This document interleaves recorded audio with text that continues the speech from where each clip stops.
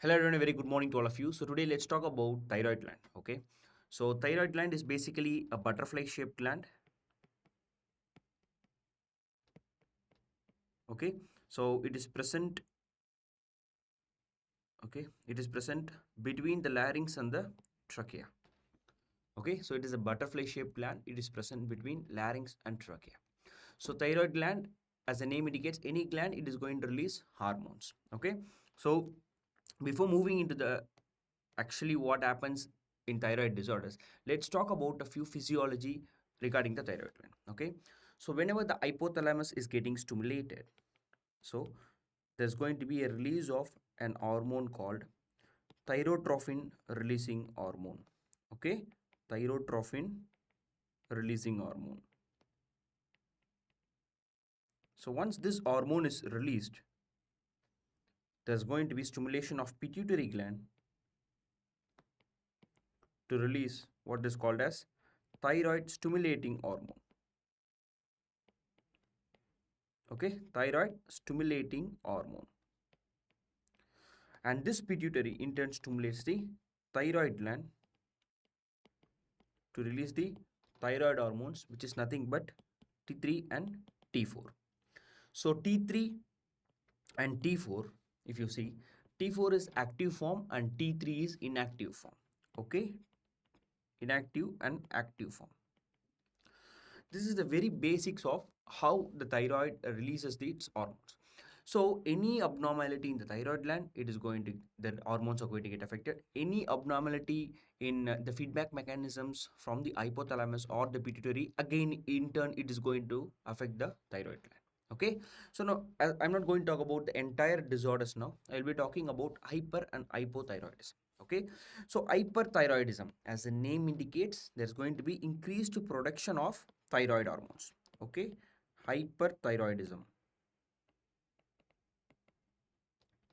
increased production of thyroid hormones. Okay, I'll tell you a very simple story. Okay, so imagine a generator. Okay, I'm having a generator in my house. I'm the owner of the generator. So I'm pouring more and more and more of petrol into it so that it runs more and more amount of electricity is generated. Okay, let us assume this is just an assumption. Okay, so I'm having a generator, I'm pouring more of petrol, so it consumes the petrol and the oxygen to supply more amount of electricity. Now what I'm doing is I'm going to the backside of the generator and I'm creating a small hole in the pipe. Okay, so in the front side I'm motivating the generator to produce more amount of electricity, but at the same time secretly I'm going to the backside of the generator, I'm creating a hole or a leakage in the generator. Similarly, that is what is exactly happening in this hyperthyroidism. What happens is the body, it synthesis more and more of ATP, but at the same time it causes the wastage of the ATP through some mechanisms. Okay, so what happens, ATP is produced more but ATP is not utilized that much. Okay, now what happens is the thyroid hormones T3 and T4, okay, it enters the cell. Okay, once it enters the cell, it enters the mitochondria. In the mitochondria, what happens, it increases, mitochondria is the powerhouse of the cell, so it increased ATP production, and it enters the nucleus. The T3 and T4 then enters the nucleus, then it alters the genetic expression.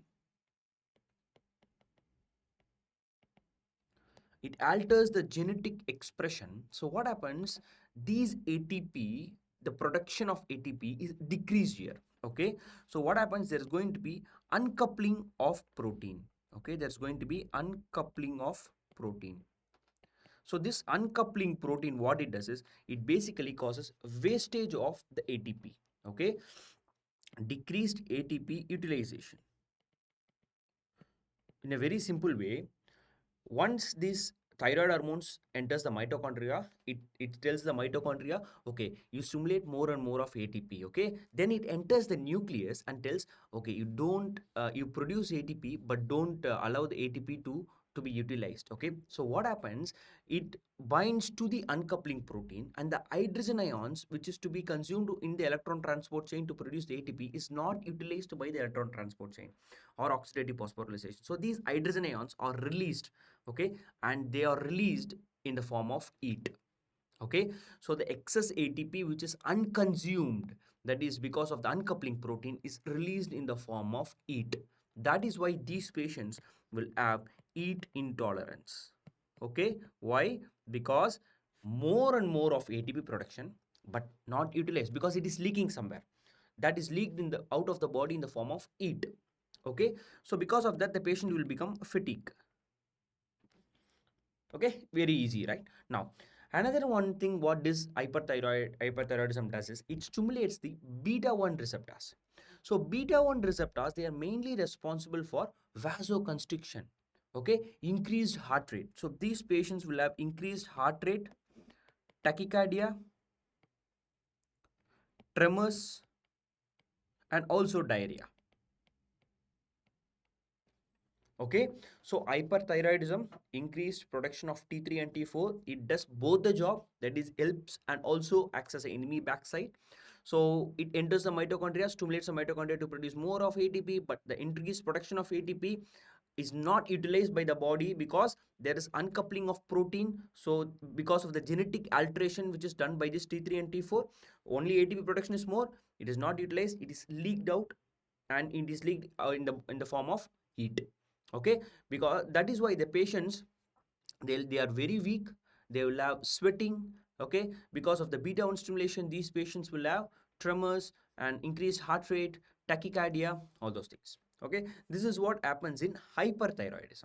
So what happens in hypothyroidism? If you see, in hypothyroidism the exact opposite mechanism happens.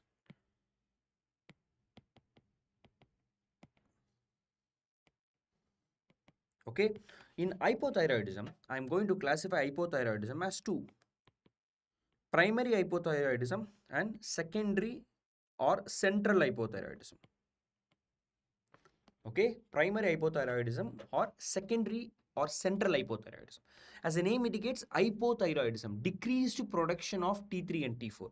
Primary hypothyroidism is because of the defect in the thyroid gland itself.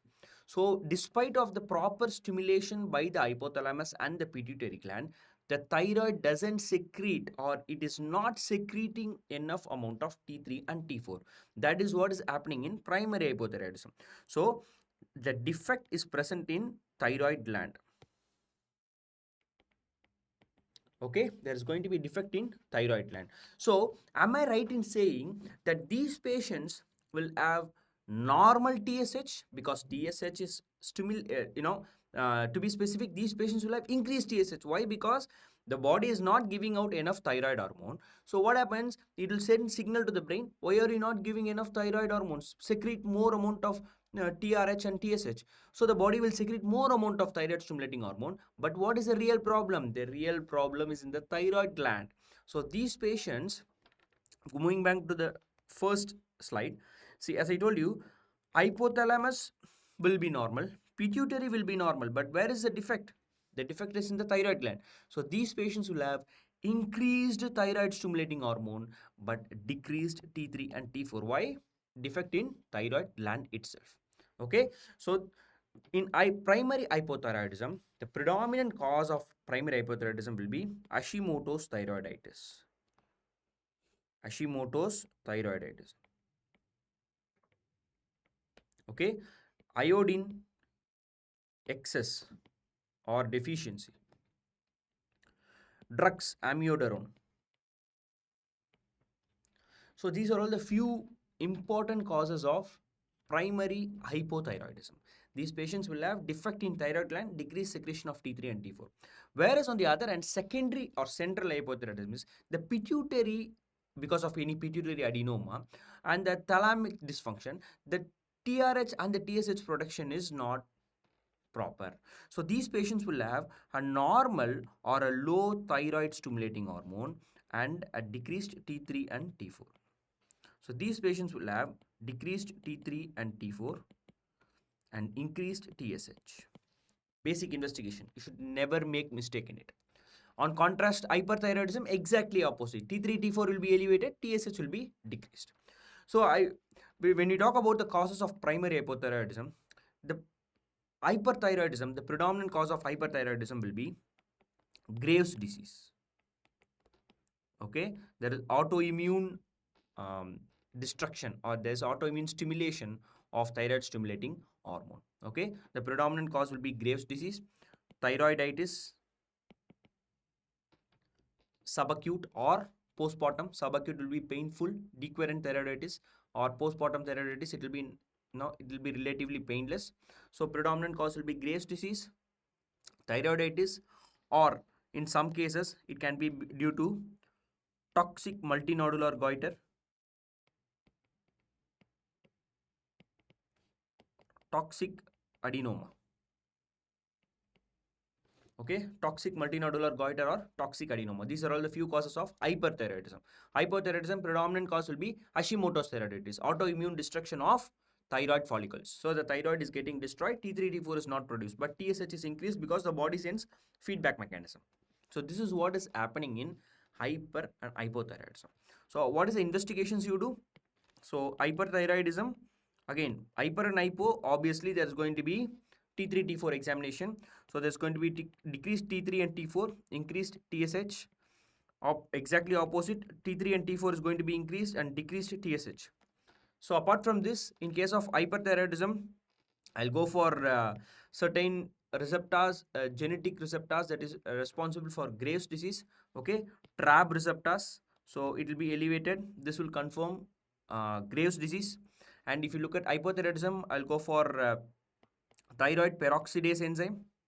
Okay, anti-TPO antibodies. Anti-TPO antibodies. So TPO is nothing but thyroid peroxidase, which is responsible for the release of T3 and T4. So this will be, and one of the important parameter for hypothyroidism and hyperthyroidism. Okay, and in advanced cases, we'll go for other tests also, but these are all the very basic tests which you should remember. So what is the treatment? So treatment of hyperthyroidism, I'll give beta blockers because the beta 1 receptors is stimulated. That is why the patient is getting tremors, palpitations, tachycardia. So I'll give beta blockers, propranolol or atenolol, and I'll give methimazole. And in case of hypothyroid patients, I'll give levothyroxine. Levothyroxine. So this is the treatment of hypo and hyperthyroidism. This will form the very basics of the thyroid disorders, hypo and hyperthyroidism. With this basic, you can just add on to other diseases, what are the findings you see, and it will be very easy for you. So thank you so much for watching the video. Have a nice day.